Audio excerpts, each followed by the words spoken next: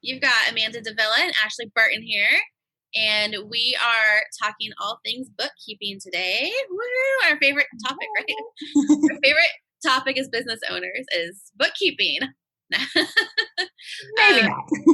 Maybe not, which is why we all need a bookkeeper. Yes, correct. because talking about money and our businesses in the financial aspect can be either really exciting or like really stressful and miserable. So I brought on Ashley Burton today of Heart and Logic Bookkeeping to answer all of your bookkeeping questions. So I have a list of questions that were asked from people who couldn't be live. So we'll be going through those, but please feel free to drop any questions in the comments, and I will be checking those and giving those to Ashley as well. So Ashley, to start, why don't you just give us a little background on yourself and how you came to be a bookkeeper? Yeah, well, I had two dreams as a teenager, and that was to do hair and own my own salon and be an accountant. So I went with hair at first, and I've been a hairstylist for 15 years. I own my own salon, and the longevity just isn't there. So I decided to go to my other passion, you could say. And I feel more at home in bookkeeping than actual like tax accounting. And I feel like that helps. Being a small business owner helps you with that foundation and all those scary thoughts and feelings based about around our money, so that you can really focus on your business. I love it. Yeah, so I know we've talked about how I feel about bookkeeping Yes. and numbers in general and math and all of that. So I am glad that I got myself on QuickBooks finally. So at least something's going on. I'm still behind. So it's January, and I definitely need to go in and do some serious reconciliation. Yes. And I have, certain things I've done throughout the year to make it a little bit easier on myself. So like I have filters set up in my Gmail. So anytime something comes through from, like PayPal or any company I pay for business services, they automatically get tagged a certain way and into a folder. So at least when I'm going through now, I Yes. have a way that I can at least find the majority of my receipts and all of that. But I know there's a lot of really cool ways to use QuickBooks to set up automatic things and do all kinds of cool things. But what I find is like it's not a good use of my time and energy because I freaking hate it, and it distracts me from doing my passion, right? So like you're passionate about accounting and bookkeeping and all this stuff. I'm not. So for me, it's like a huge pain point. And from the majority of business owners I talk to, they feel the same way as me.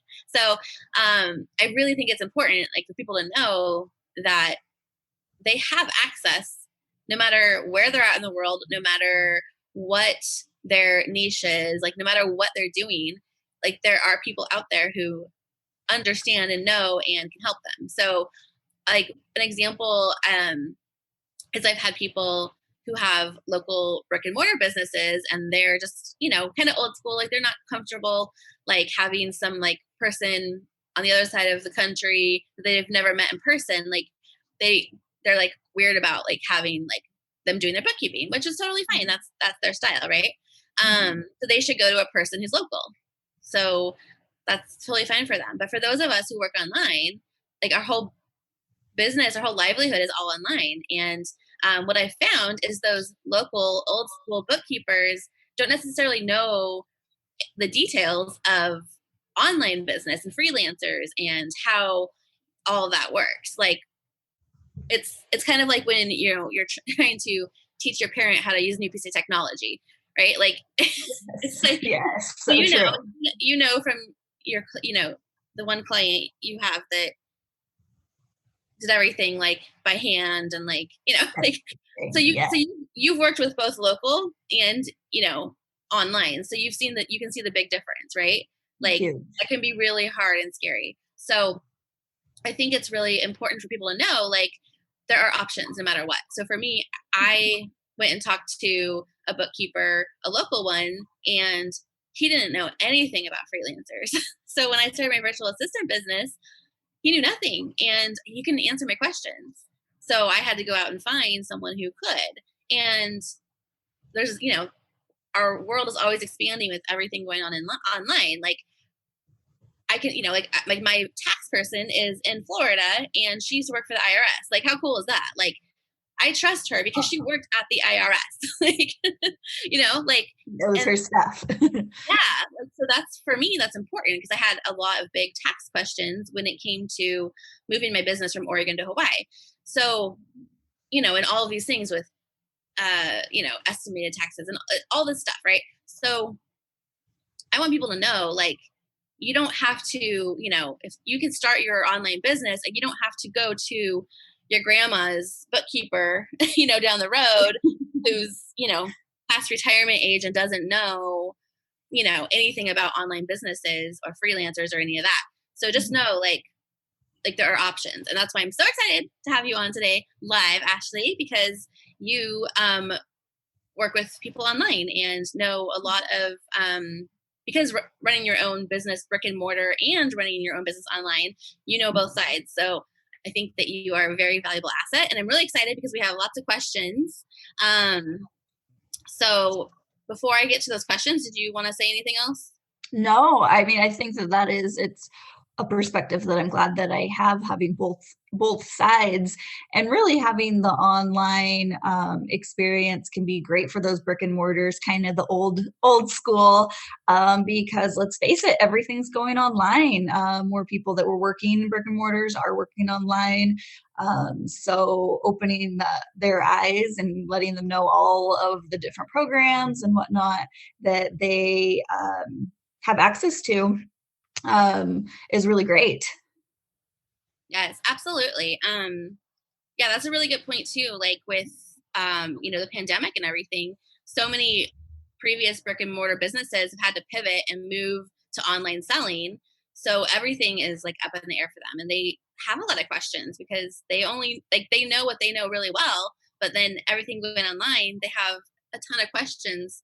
And, instead of having, a book with everything written on their desk in the back of the store, like, everything's online and they're getting payments from these different places like PayPal and Stripe and Square and all these different payment processors. And it can feel really scary and overwhelming. So I think that's an even like bigger benefit of having someone like you who has done both. And you still do both, right? Like, Yes. You still have a brick and mortar business and you have an online business. Yes, So correct. you've gone through moving online, like, so you understand, you've been through it. So I think that's a really great way to connect with other people who have gone through it, because we all like to find a connection with somebody, right? And we like to work with people who have been there, done that, so I think that's really cool. Like, I always like choose to hire people who have experience, like who've done it themselves, than just like learning from a book, right? Yeah, absolutely. Like, if you go to the emergency room and there's two doctors and one, he hasn't given stitches yet, but he's read about it, like he understands the idea of it, right? He's maybe, sewn a pillowcase or something.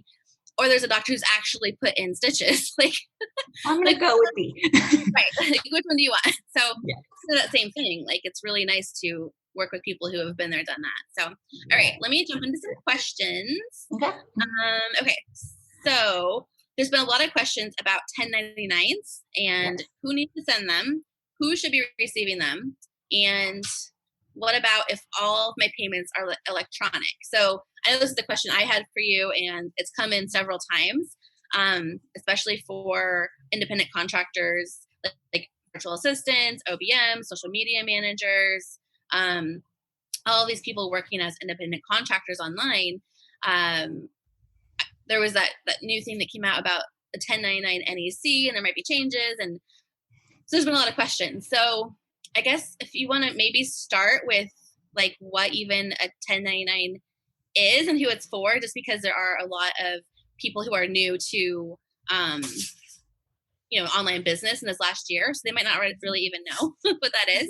Yeah, So yeah. let's talk 1099s, all things 1099s. All things 1099s. Okay, so if you are not a traditional employee that gets a paycheck, such as things Amanda mentioned, freelancers, independent contractors, a lot of us that work online, and even in the real world. So if you do not get a paycheck, if you are not an employee, you get a 1099. There's other things. So you can do a 1099 for someone you pay rent to. But the 1099 NEC is new this year, and it's very important for all of us because it is for services provided. So if you provided, or rather, we'll do it from the person that needs to file it. If you paid somebody for services in 2020, there's a good chance you might need to file a 1099 NEC with them and the IRS. And it's really great we're talking about it right now because it is due at the end of January. So that is very important. So gather all the information so you can get those filed.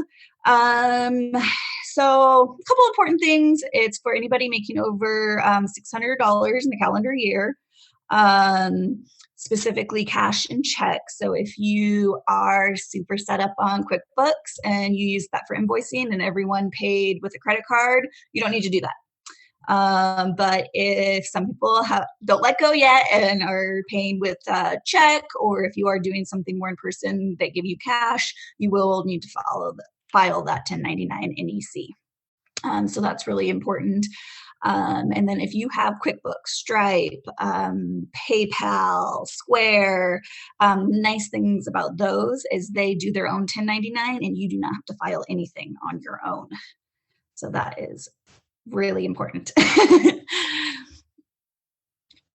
Oh, I think you're muted, Amanda. Thank you. Hi, you're back. when I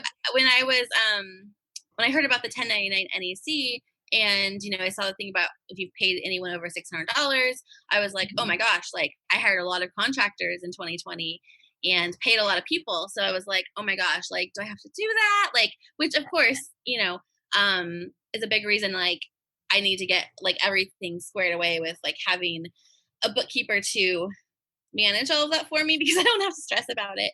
But I was like, oh, like I paid them all through PayPal or QuickBooks. I paid through those. So I was like, so that helps. So I don't have to do anything, right? Right. And you can usually at this point go on those accounts and it will give you your year's totals and all of that. Usually you will get an email from those companies. So like with my hair business, I use a lot of Square. So I haven't gotten my email yet. I got an email that told me my totals for the years, trends, those types of things. So here soon I will be getting the email saying that my 1099 is ready. And our lovely online world, usually you just go into your account and print it out and you're done, easy peasy. Nice. Okay. Awesome. Yes. I love that. That makes it so much easier because I don't even feel like from like looking at it from being an independent contractor and doing services for people, I don't even feel like I ever got anything like that in the past. Or maybe I just didn't see it with all the millions of emails I get. But I know that I was able to log in. So when I was taking payments from clients last year, I guess I did take a couple through QuickBooks at the end of the year. But before that, I'd only done PayPal.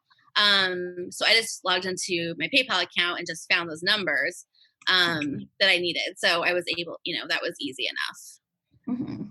So, okay. So is there like, if I log into PayPal or QuickBooks, will it say like 1099 somewhere? Or is it just like, do you have to actually have like a form that says 1099 or is it just the numbers that are important? So you'll get an actual form. It's an actual tax form, 1099 NEC. There's a 1099 miscellaneous. So if you are one that does have a brick and mortar and you paid rent with cash or check, you will need to do a 1099 for that also. So there's a few different kinds of 1099s. off the top of my head. I think some investments and whatnot. So all of those are tax forms and should be turned in with your taxes when you file. So not that you did anything wrong by any means, but it just saves that trouble of going in, adding up the numbers, figuring that all out. Whether you just print the form or upload it to your QuickBooks or wherever you're preparing your taxes, and it's there. Okay. So can you do your taxes directly in QuickBooks or from QuickBooks? I know. You can do all your tax prep. You can upload your documents, have everything prepared to go to a tax accountant. Oh, okay, cool. So I know, and this question is in here as well about estimated taxes, but I know when I log into my QuickBooks, it like has a little section that says like, this is your estimated tax for, I guess, that quarter or for the year. I don't know. So can we talk a little bit about estimated taxes since we're on that subject now? Absolutely. First of all, do you have QuickBooks self-employed? Yeah. Okay, so self-employed, I would have to double check, but I think might be the only one that does estimated taxes. I don't think the other programs with QuickBooks do. Just a note to be made. So estimated taxes, some people confuse it with an actual tax payment. They are just estimates. So you pay them quarterly throughout the year. And then at the end of the year, when you actually file your taxes, sometimes you might be right on, sometimes you might be a little under, some over, when everything kind of settles at the end of the year. So QuickBooks Self-Employed does your estimates based on your current numbers.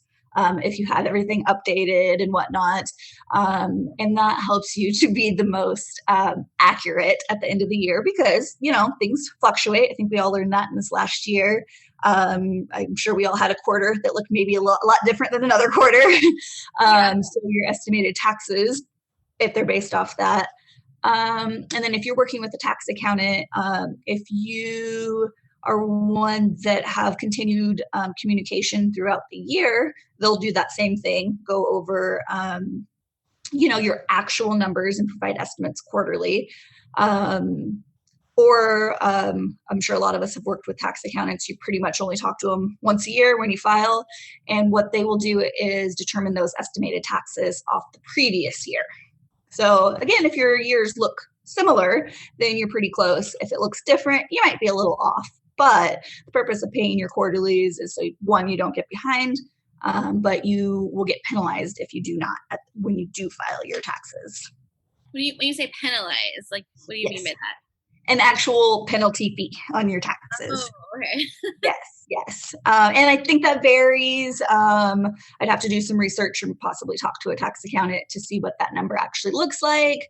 I don't remember it being too scary, but you don't want to pay unnecessary fees either. Right. Okay, so that brought up another question for me. So can you explain a little bit about the difference between a bookkeeper and a tax accountant? Because a lot of us who don't understand the financial world, we just all think it's one person, or we don't really know who we should be asking questions to.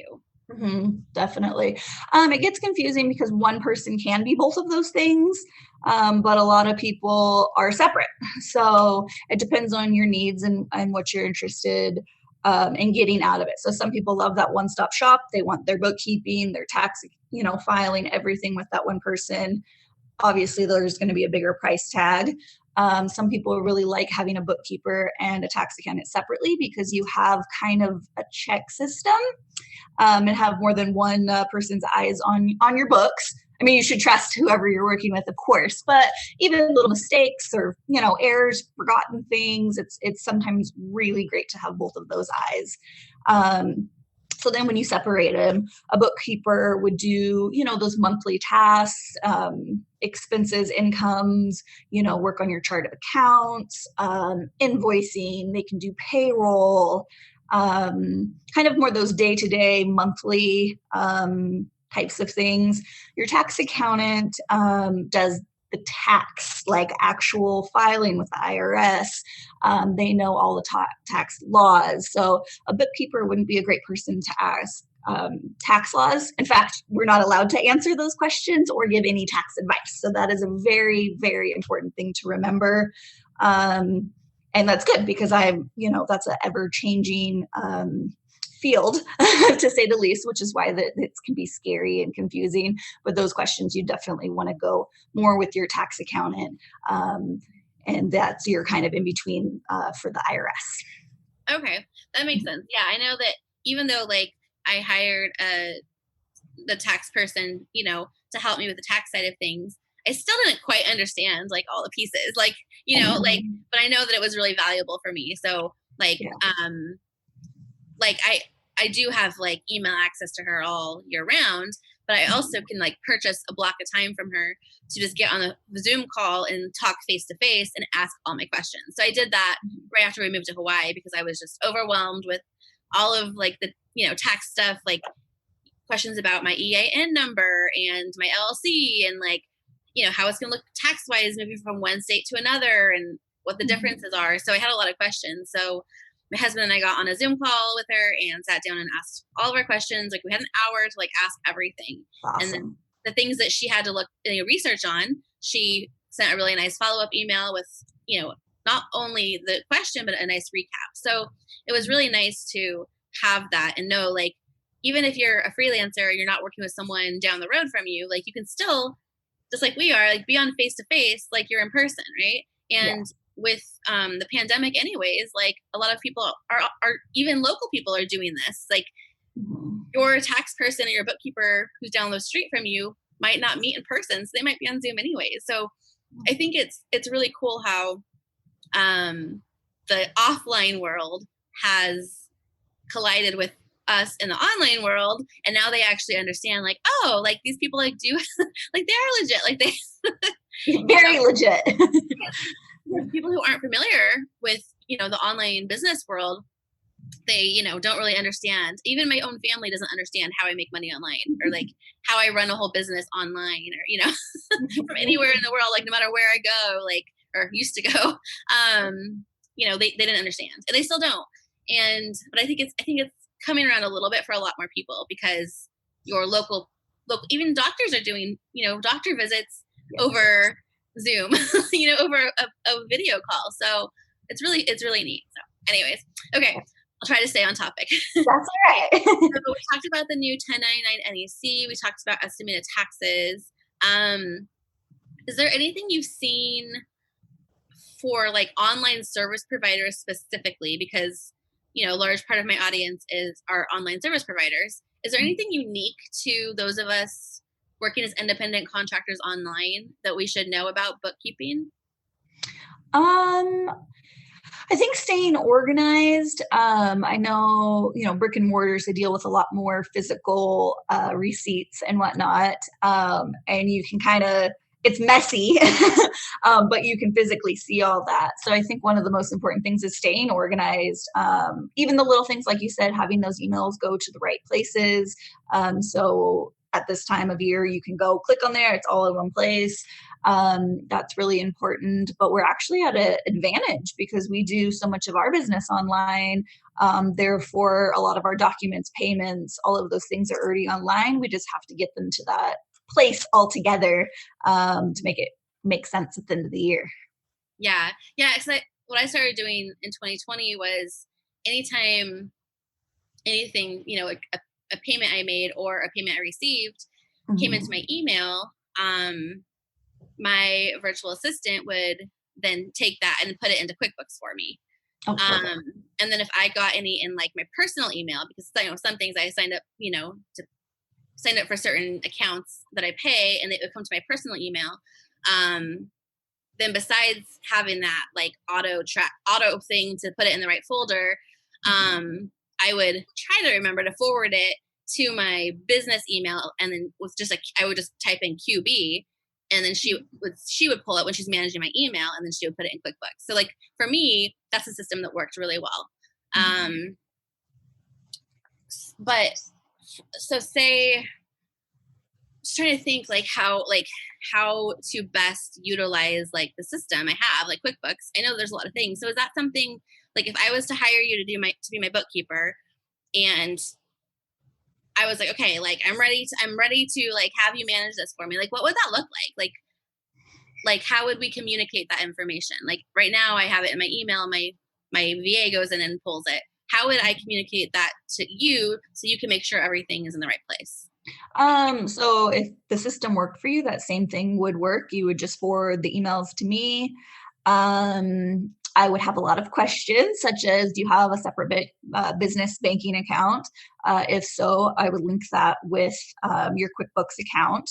And that's the best way, because once we set up your chart of accounts into all of your needs, we can automate a lot of those things, especially recurring things, even income, especially if you mentioned you did invoice a little bit with QuickBooks, that goes right in. So it actually, depending on where you're spending money and where your expenses are, it can make it a lot easier, a lot streamlined. With QuickBooks, there's a lot of integration. So we would talk about those, and which programs you use. You mentioned PayPal, so you can integrate PayPal, and really it would make it so streamlined. So we would talk about all the details of those things, which obviously we won't do on this call.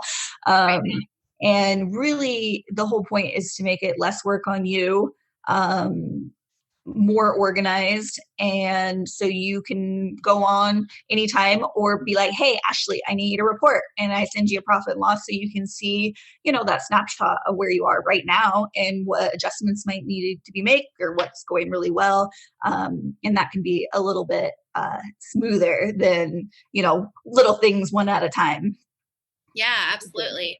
So that, oh my gosh, like feels I know when I first set up, so I set up my own QuickBooks. So I had a lot of like crazy time with it, trying to like understand it.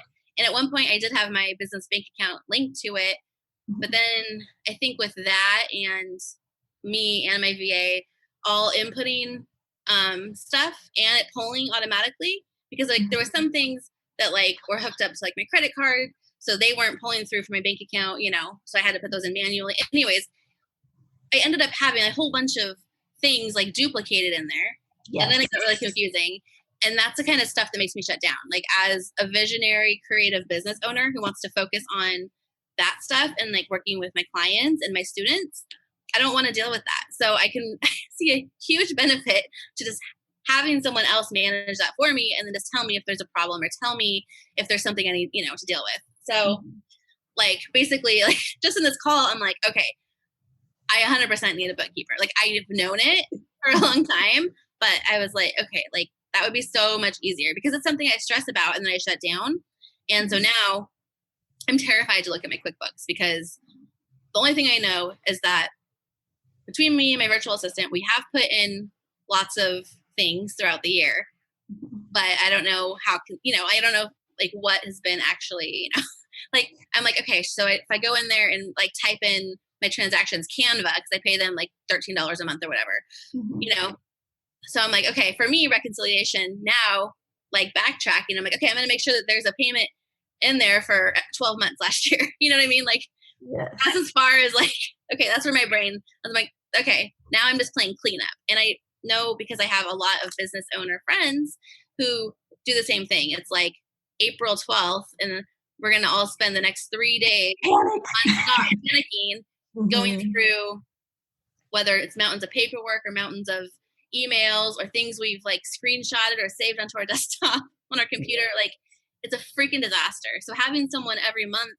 helping with that to be like, hey, like, where's this? Like, I mean, is that like something like, so if I, like when you're reconciling for somebody, like if something's missing or something looks off, like you're going to alert us, right? Like, hey, like. Absolutely. Right, okay. Yes. So a bookkeeping professional, as you look at that, I mean, the nice things, this is what I love about numbers. They either add up or they don't. And that's the beautiful thing about reconciling. So if we went into one of your months and hit the reconcile button, there's a good chance that it wouldn't match up.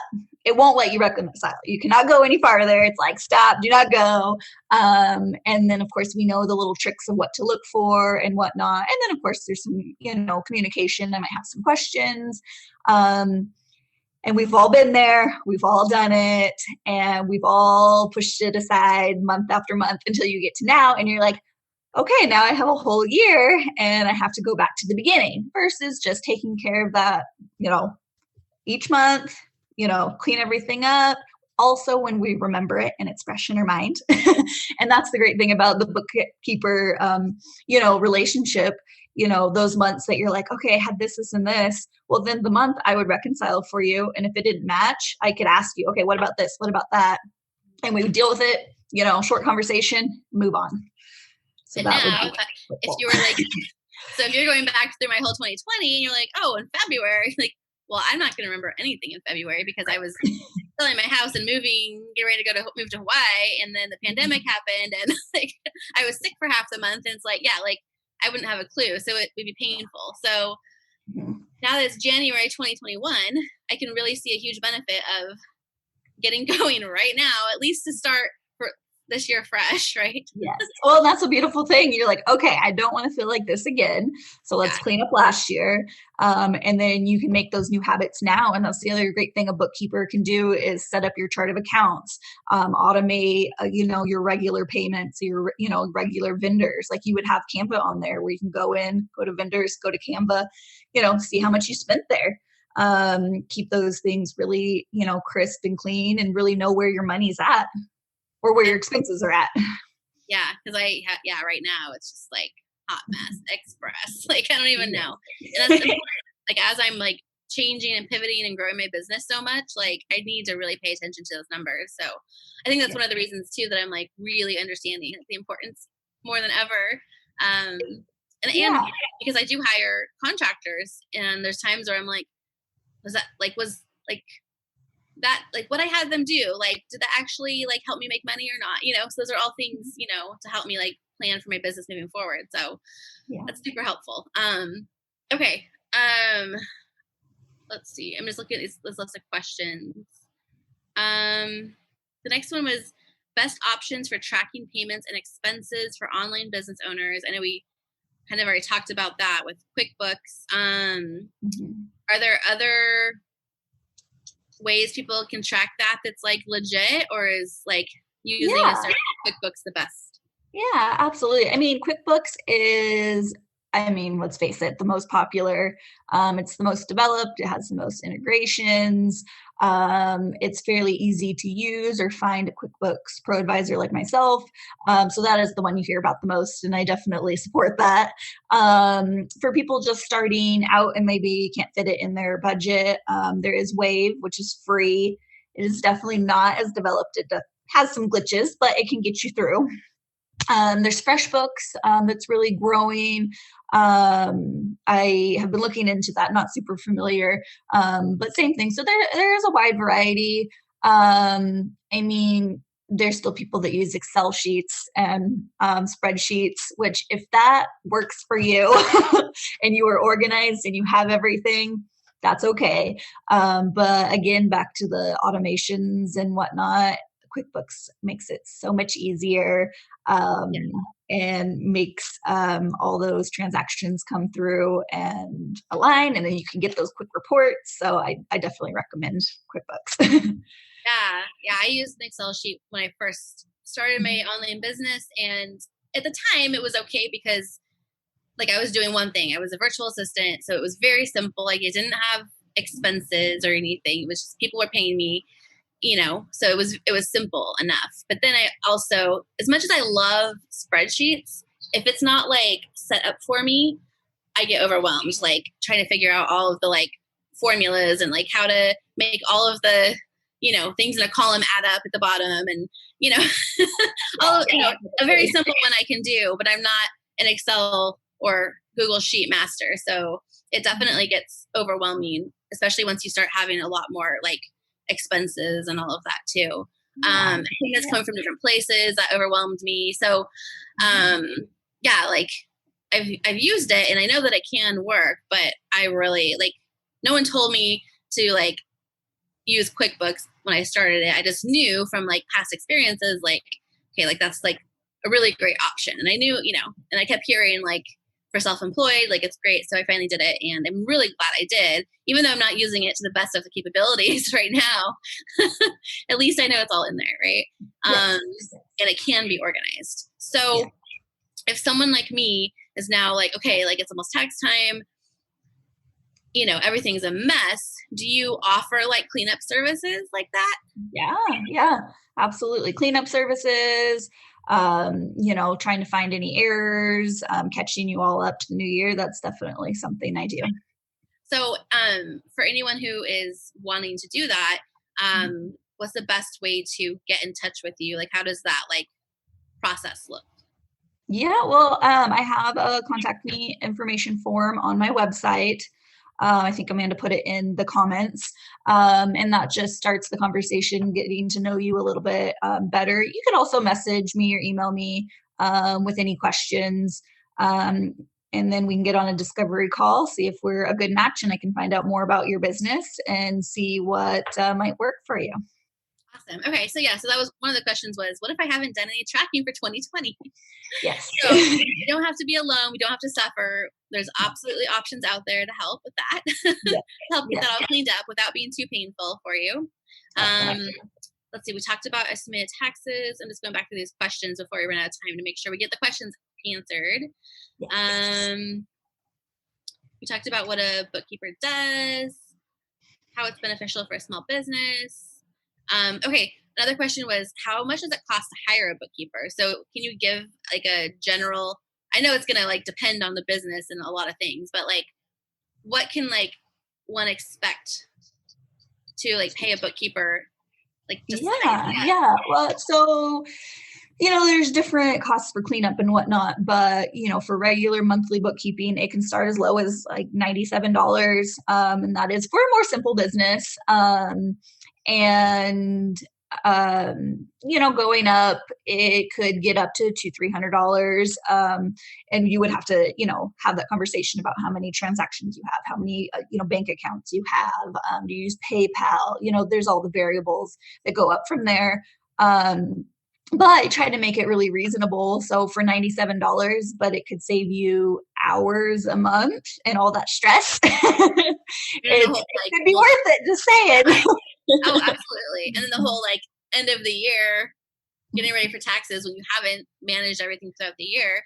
Like literally, I was talking to a friend who owns an online business, and hers is pretty simple. Like she, receives payments through one-on-one clients and digital products that she sells, but every year she does the same thing, and she literally like stays up for like 3 days straight and just like tries to hammer out all of this, and it's miserable, right? Yeah. And then she's just all screwed up for the rest of her week because she still has clients, right? So and I think so many of us can relate to that, like that feeling. And then there's people who just like straight up ignore it all, and then like think of how many tax breaks you miss out on if you aren't correctly managing your expenses and stuff. Like you could be so like I feel like based on what I've heard from other business owners and research I've done, paying someone $97 a month is going to save you a lot of time and money and heartache and stress. But even like if that's what, like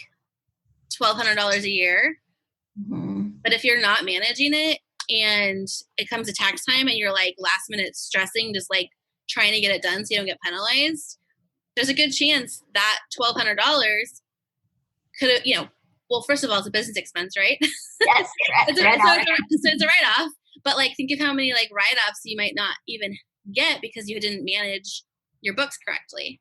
Right. So I feel like it can definitely pay for itself.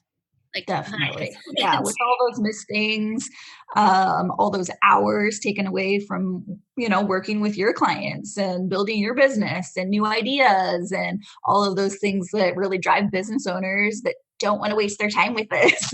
So it pays, there. And what I find or see with a lot of business owners is they push out their taxes. So it's an option. It's always there. But what you're just delaying your anxiety, like no one wants that. Just deal with it, get it organized, move on. Obviously there's special circumstances.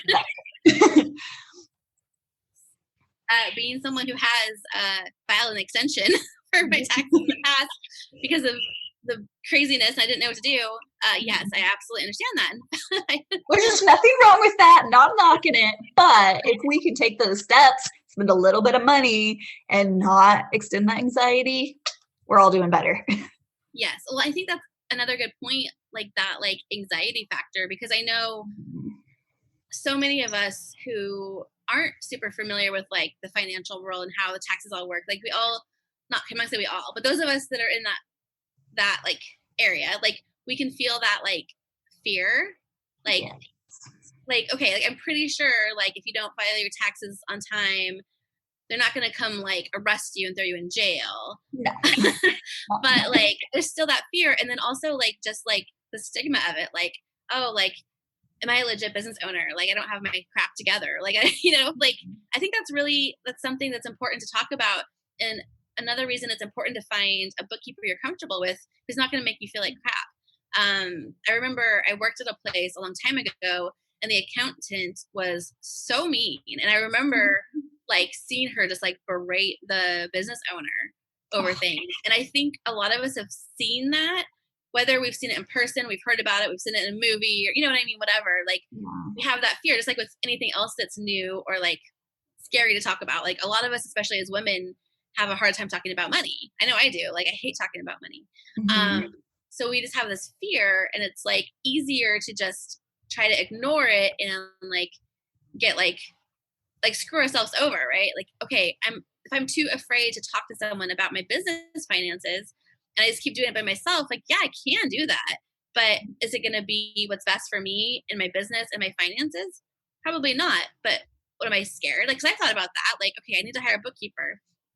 But I think it's that fear of, well, not only like them seeing like my financial situation, right? Like how much I am paying in expenses for things.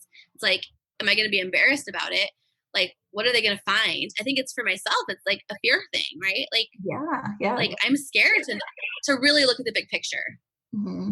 But if we want to move our businesses forward and thrive and grow and make more money, like we need to know those numbers. We need to know where that's at. Yeah. We can keep burying our head in the sand, but that's not going to help our business move forward. So I think it's important to find someone that you jive with and you feel comfortable with, and know like it has nothing to do with you. Like Ashley, if you get into my QuickBooks right now and you're like, oh, that's a mess. Like, you might feel that, but you're not going to make me feel like crap about it. Like I'm not a bad person because I don't know how to manage my money. Like I need to have a lot of lessons to learn, maybe. Yeah. But like, I'm not a bad person. Like it doesn't affect me personally. It shouldn't, but I think it does. Like we take, just like other, empathic, like heart-centered business owners, like we take things personal. Our business is our livelihood, and like we put our whole heart into it. So I think it feels personal anytime, even if it's like finances, like it feels like a personal thing. So I think it's just really, really, really important to stop burying our head in the sand about it, and get it straightened out and settled. And if someone wants to be a jerk and judge you about it, well, then they're not the right bookkeeper for you. They're not the right accountant for you, or tax person, or whatever, whatever they are, whoever they are, they're not the right one for you. And with having the online world, like out here and, at our fingertips, we can find somebody. You're going to find someone that you jive with. And my experiences talking with you about all of this, like, I don't ever feel judged. Like, I don't feel like you're going to berate me, or you're going to think less of me. Like it's a job, right? Like to help someone figure out their finances. Like we go to the doctor because we need help figuring out what's going on in our body and figuring out a plan to get it back on track, right? Or you go to the naturopath, you go to the acupuncturist, or whoever it is. You go to a chiropractor to align your bones, align your body to function correctly. So we don't feel like scared to do that, right? Sometimes, but no, you're going to a professional for help. That's right. It might be scary, like what they're gonna find, just like with the bookkeeping. Yes, but you're not afraid to go. Like you're not afraid to go tell the doctor, like my back keeps hurting when I do this move. Like you know what I mean? Like True. You're not afraid of like going and doing it. Yes, you might be afraid of the outcome or what has to happen, but like you go because you don't want to be in pain anymore physically. So I think it's the same with our bookkeeping, our finances. Like we still need to go and talk to the professional and help figure out a plan. And I think when you think about it with that mindset, like, okay, this is what I've done. Like, it's not perfect. Like, it's kind of a mess, but I'm running and growing a business, and that's not where my time and attention's gone to. So I'm going to hand this over to you and say, this is what I have. Help me fix it. It's just like going to the doctor or taking your car in to get work done, right? Like, yeah, I mean, our financials are pretty important, health, the way your car runs, your financials, they're all kind of there. They're all important. You can't ignore them. And the longer you ignore any of those things, the worse it gets. But, don't ever let anybody make you feel bad at all. There's plenty of bookkeepers and plenty of doctors and whatnot. You go find someone else. Because someone like me that is more like analytical minded than creative, even though I do hair, it's just the way my mind works. Like, I'm more like, let me get my hands on it, let me fix it, let me get all the numbers to match up, and more importantly, let me help you understand, so you're not in that place and it's not a negative, thought process and feeling every time you go there or think about that. I come more from a place that I want to help you, learn, teach you, or just do it if you don't want to deal with it. Either one. Yeah, absolutely. Oh, I love that. Okay, we have a few more minutes. So, and there's one more question on here that we haven't got to. Okay. It asks, how do I find a bookkeeper, and what kind of questions should I ask them? Yes. Well, since a lot of us are online is a great place, in groups. Look for people that are helpful. Definitely look for people that don't make you feel bad. That's always going to be up there. Another great thing is referrals. We are all working on our online network and in person too, but online, a lot of us, and ask other people, who do they use, who would they recommend, and I think that's always a big way to find those right people. And then once you get on the discovery call, you'll know if it's the right person for you or not. You'll get that feeling, and ask them what kind of services they provide, ask them, what their certifications are, ask them what they're comfortable with, ask them, of course, their fees and whatnot. Although usually we do have to gather quite a bit of information about your business before we can come up with the proposal. And then, like you said, again, you don't want to feel bad. So make sure you vibe right. I think that's almost just as important as someone that knows what they're doing. They need to know what they're doing. But if you get negative thoughts and feelings every time you talk to them, or you feel like, oh, great, what did I screw up now? Like, that's not the vibe you want at all. So, it's always important to work with those people that you click with. Absolutely. Yeah, I can relate to that so much. And something that I always teach my clients and students is about using like those gut feelings, right? Yes. And I've had so many amazingly smart business women that I know who have gone against those, not like in bookkeeping in particular, but like in anytime you're hiring anyone to help you, and they've gone against those gut feelings, and then they come to regret it. Mm-hmm. And I've done it. I've worked for clients that had a feeling like something was off, or like maybe I didn't right away, but then I started working with them and it started getting uncomfortable and bad, and I didn't cut it off quick enough, so we felt that pain, and that's a really important important thing not to feel. I just wanted to think, when we were talking about outsourcing to a bookkeeper, I was thinking about what I teach in my course, Outsource Like a Boss, which teaches business owners how to outsource, and how to find contractors for their businesses. And I was just thinking about the time, I'm sure there's a more technical term for it, but like basically like where you're spending your time and how that is affecting your income. So one of the examples I always use is, if you have to spend, however much time it is, 2 hours, even if it's 2 hours a month, right? Reconciling through your business expenses and payments and stuff, 2 hours a month, which for most of us, it probably, if we were doing all of it, it probably would take more than that. So let's say 4 hours a month, say an hour a week. Okay. And that's like small scale, but like, so say it's an hour a week. So you could be spending an hour a week doing all that junk or more, or you can pay a bookkeeper to do it and not have to deal with that. And what could you do with that hour a week? Right? Like like, what could I do? Like in an hour. So if you, depending on how much you charge per hour, like as an online business owner, whatever you do. So like if you are a coach and you do like,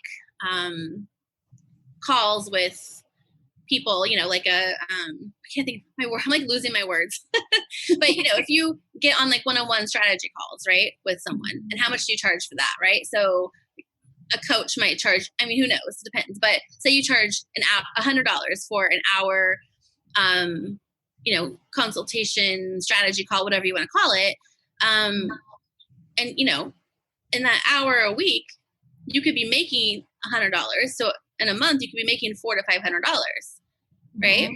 But if you can't do that, if you can't book in that call every week because you have to do your finances, then you're losing $400 or $500 a month. So yes, you can pay a bookkeeper $100 a month to do all of that for you, or you can make $400 or $500, or you can just lose that $400 to $500. Yeah. So when you think about it, time and money, right?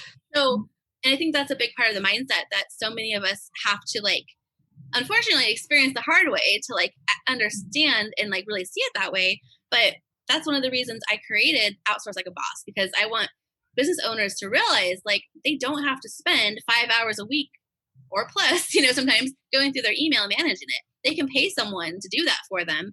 And in that time that they would be spending, they can make way more money. So it pays for itself and more.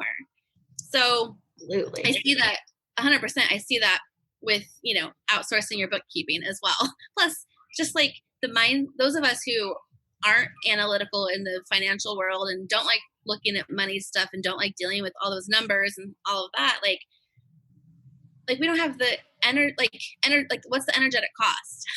Like, you know, how is that affecting our mindset all around? If we're constantly stressing about our financials, how is that affecting not only your business, but like you yourself? Like, how is that affecting your mental health, your emotional health, your overall everything, right? Because we know like financial stress can manifest into physical symptoms too.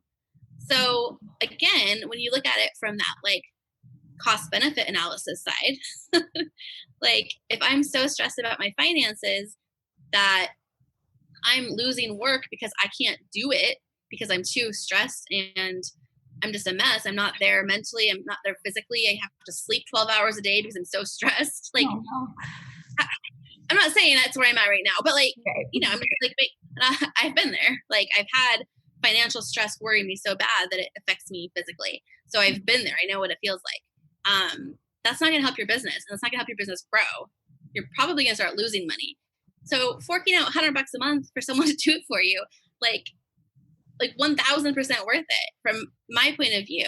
So I feel like anyone who's been in that situation or can at least like relate to that and have felt that like, like have to go in and, you know, reconcile all my, you know, financial stuff. And, you know, if you have to set aside a whole afternoon every month, like if you're not doing it weekly, which let's be real, most of us creative business owners are not going to do, or even non-creative business owners, like who has time, who makes the time, who makes it a priority? Not many of us.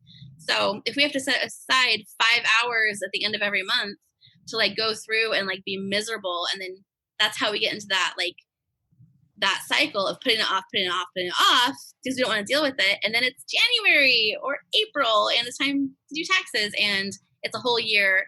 And then we start filing extensions or we just ignore it and suffer. Like I've seen it happen so many times. So anyways, I know that I am blabbing on as usual, but I feel so passionate about this because I've been on the suffering end of it. And now that I've like seen the light and I'm like, oh my gosh, there's a better way. There's an easier way. And it's not like crazy expensive. Like you can hire a bookkeeper to do all of that. And it's not like hiring a full-time employee. There, you know, you're going to pay, you know, $2,000 a month with benefits and stuff. Like it's not, you know, like finding the independent contractor, you know, bookkeeper is simple and amazing. And as your business grows by keeping the financial stuff on track, you know, the cost might go up with the bookkeeper because they're doing a lot more, but your finances are on track and you're making more money. So it's just like a natural progression, right? Absolutely. All right. Well, we're almost out of time. So is there anything else you want to add before we end? No, just put that fear aside. Not you, but not you specifically, everyone. Like, we don't need that anxiety in our lives. We don't need those wasted hours. Now is the perfect time. Reach out to me, reach out to somebody else, and take that stress off of your shoulders. Let's do better in 2021. Yes. I'm here for it. Like, that's one of my big intentions is like not letting myself get behind, not letting myself feel stressed about it or feel bad about it. Like, just knowing, like, just like I said, like when you're going to the doctor, you're going to the mechanic, you're going anywhere, right? Mm-hmm. Just, this is where Look at that bookkeeper. No, and I don't have any intention to be, but I'm so glad that you are. And I'm so glad that there are amazing bookkeepers out there who, enjoy doing this. Like, yes. I don't get it, but I'm grateful for it. All right. Well, this was amazing. Thank you so much. I appreciate all of your amazing knowledge. And yeah, I will make sure that your information is linked everywhere so people can get in touch with you. And yeah, thank you so much. Awesome. Thanks, Amanda. Welcome.